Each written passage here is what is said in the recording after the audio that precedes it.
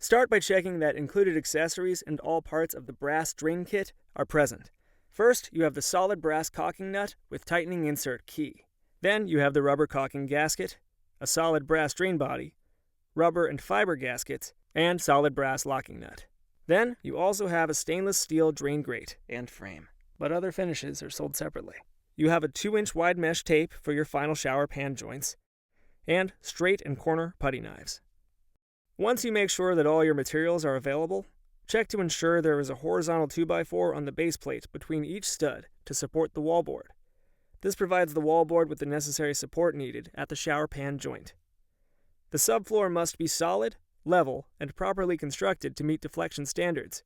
For wood floors, joists must be 16-inch on center, with 3/4-inch tongue and groove plywood or equivalent glued and screwed. The drain pipe must be securely fastened below the subfloor, so that it will not move under load. The drain should be centered through a 5-inch round opening in the subfloor to allow the proper fit of the drain assembly. Cut the 2-inch ABS or PVC drain pipe flush to the subfloor. Clean off any burrs on the 2-inch pipe after cutting. For curbless showers, the entire bathroom floor must be waterproofed. See the curbless install section at the end for details. Perform a final floor and wall measurement. Check to ensure all walls are square and make any adjustments required before installing your shower system. Remove and clean up any construction dust, dirt, and debris from the shower install area. Here's a list of the installation tools and materials required. You need a tape measure and fine point marker, a level, straight edge, and utility knife, the Empervious shower system joint sealant, the Empervious sausage gun or caulk gun for joint sealant, a drill or a driver with a Phillips screwdriver bit, a large flathead screwdriver, a 5-gallon plastic bucket, sponge, and drill with mixing paddle, modified thinset and 3/8-inch minimum notched trowel, 7 1/4-inch circular saw with a standard wood blade or larger, and some cleaning supplies. We recommend paper towels, citrus wipes, rags, and a dustpan and brush. All right, let's get started. Jeremy, if you would indulge me, to know what are we talking about installing here? In my opinion, the best system to install tile over in a shower system. Right. Some of them have a ton of steps. Right. They've taken all of the unnecessary steps and gotten rid of them. So this system, you're able to get things done a little quicker. You can do a flood test the same day. Right. You can apply tile the same day, correct? Correct. Okay. But really and truly, if you're building a shower, you want to flood test that thing. Okay.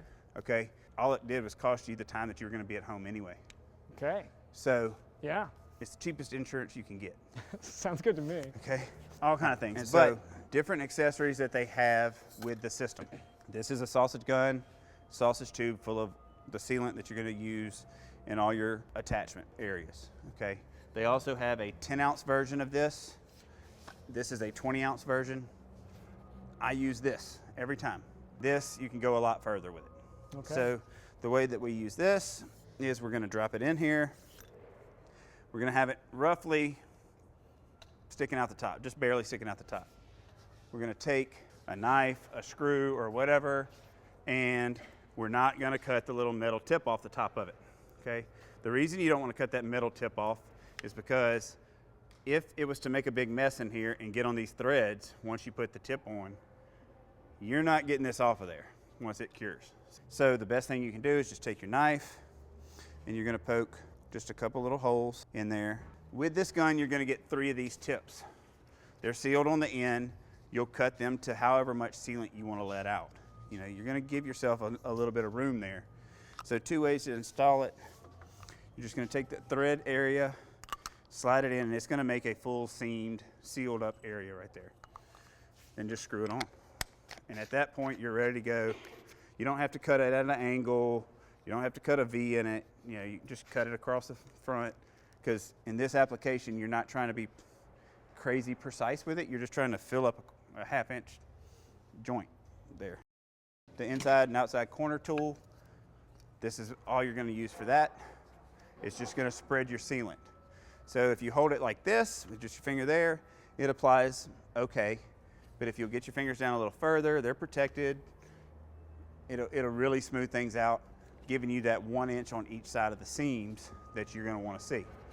Same thing applies with the flat blade. You're just going to use that in the flat areas versus in the corners. Your mesh tape, you're gonna have more than enough mesh tape. The only required area for mesh tape is when something touches the pan. If you build a floating bench for a corner, like a corner bench that's floating there, you're gonna need to apply that same mesh tape on the top to give you a little extra strength, but that's the only other time you're gonna need that. Okay. If you choose to run it in all the corners and at all the seams, you can. You're also gonna get a drain grate and a strainer with the pan. Every pan you order is gonna come with that. They have different color options, so before you order the system, you need to let someone know you're gonna need another color option. And then they have a riser extension, which you're probably never gonna put a piece of tile that thick in, ever. So what you do is with this little oscillating tool, I tend to make my marks, cut that out to the right height, drop my drain grate in there, and it locks into place, and then drop my strainer in. And that's how you finish off your tile. One thing you're not gonna do is when you're installing this part, you're not gonna fill it up with sealant, okay? That drain comes down and it's got a little bit of a concave to it. This is gonna sit in there, and that's gonna be your way for weep holes for when water gets through the grout, hits the pan, it's gonna run down and fall under this drain and into the pipe. If they run a bead of sealant around there, it's sealed off, they can't get in there. So what happens, you tile it, come back a year later and there's an ugly spot around the center of the ring. You're gonna be able to use any modified thin set that's out there. You just wanna use modified because it's gonna be attaching to a wood substrate. You're gonna have a stronger bond to wood and a lot easier to work with.